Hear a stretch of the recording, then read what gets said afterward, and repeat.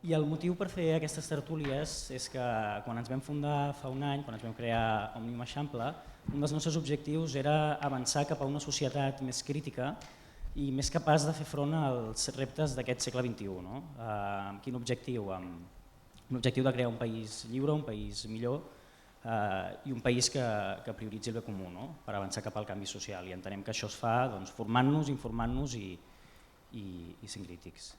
El nostre propòsit es desprèn del rètol que tenim al darrere. Per una banda, volem fer tertúlies, no volem fer debat, no volem fer enfrontament, confrontació, volem fer tertúlia. Tenint en compte el que ha passat des del 27 de setembre, que hi ha hagut dues eleccions espanyoles, unes aquestes últimes amb un resultat ja bastant clar de quins eren els moviments que hi podia haver, i també tenint en compte com ha evolucionat el propi moviment independentista i les passes que s'han fet des de les institucions, quina és la vostra proposta, quina és la proposta de la vostra formació d'ara endavant? És a dir, quin és el camí, quins són els passos que queden per fer per arribar a proclamar la independència de Catalunya?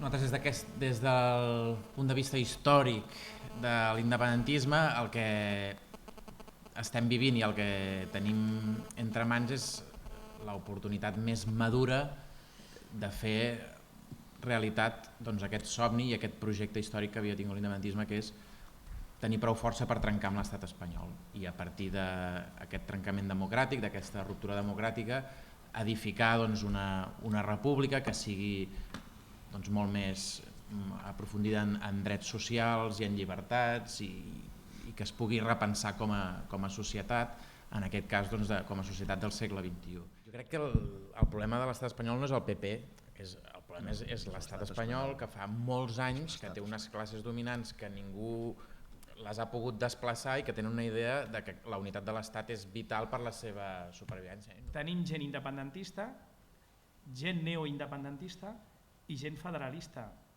I aquesta gent federalista, que al final si hi ha un referèndum votaran que sí, perquè saben que a l'altra banda no hi ha. Però entenguem la composició de molta gent que s'hi sent dintre d'un procés sobiranista però no és independentista i no dintre d'aquest marc mental, perquè això és el que segurament ens pot ajudar, ens pot donar pistes per eixamplar tot el que estem fent. O sigui, per fer qualsevol procés constituent, el procés constituent o el resultat, la Constitució, els fonaments, no seran ni de dretes ni d'esquerres. I això és molt difícil entendre-ho. O sigui, jo me'n recordo, ara que ha sortit el nom, m'ha vingut al cap un dia que el Joan Herrera, el qual aprecio molt, va dir hem de fundar Catalunya sense Convergència. Ostres, això és un error, és a dir, pensar que tu transformaràs un país sense l'altra meitat, sense l'altre terç, és un error i això passa. Als convergents els va dir passa també que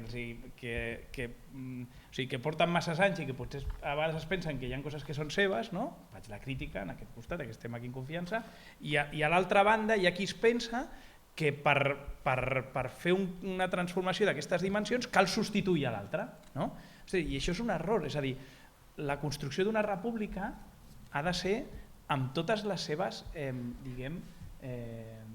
els colors i força. Perquè estem en una moció de confiança, que és on es veu l'esquerda del que està passant per la impossibilitat de portar endavant aquest full de ruta. Per tant, estem en aquest atzucac que jo dic que el que hem de provar és de superar-lo, acumulant aquestes forces cap a aquesta majoria que volem construir, però aquesta majoria, els que som com jo soc independentista, però aquesta majoria que són, no ens desenganyem, 800.000, gairebé 900.000 vots, no tota és independentista. I quan parleu de seduir, difícilment es sedueix quan et tipifiquen com a adversari, o quan et diuen covard, o quan et diuen que estàs dient mentides piadoses. Això no funciona. La seducció, diríem, no funciona en aquest sentit. Seduir, diríem, és apostar perquè hi ha una força que està emergint, que vol tenir una centralitat i que probablement la tindrà i que vol reconstruir un catalanisme popular, un catalanisme de les classes mitges i populars i que siguin les que tinguin l'hegemonia. Jo entenc que no és tan important saber si hem de fer una DUI o si hem de fer una RUI o si hem de fer jo què sé el què. Sabem on volem anar, Jo crec que l'important, i jo crec que aquí s'ha dit, i el Fabián ho ha dit, en general s'ha dit per part de tothom, jo crec que és importantíssim que debatem com enxamplem. Més que pensar com ho rematem, jo crec que si trobem la manera de rematar-ho i quan ho anem a rematar resulta que no tenim el suport de la ciutadania, no haurà servit de res. Per tant, em sembla més important poder debatre i poder trobar la manera de sortir i eixamplar. Per això jo parlava quan jo parlava de sumar més grups, també sumar una massa crítica de la societat que pot estar a favor de la independència. Que s'ha de tenir flexibilitat, no tinc cap dubte. Ningú s'ajunta perquè sí. Hi ha d'haver un objectiu i hi ha d'haver una flexibilitat.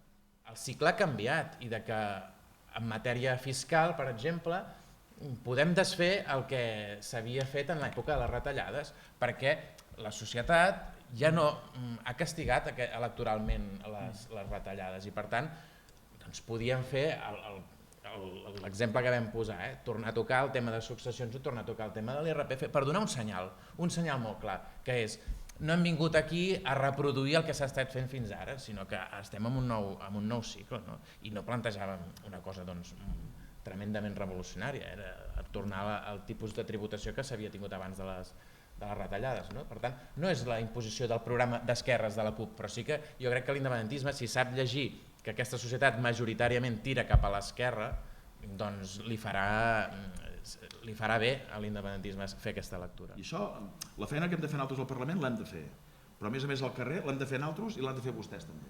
Enxamplar, convèncer gent, que arribem al moment que arribem, en la fórmula en la que arribem, però que hi arribem bé i que aleshores tinguem la majoria de la gent. Molt bé, moltes gràcies.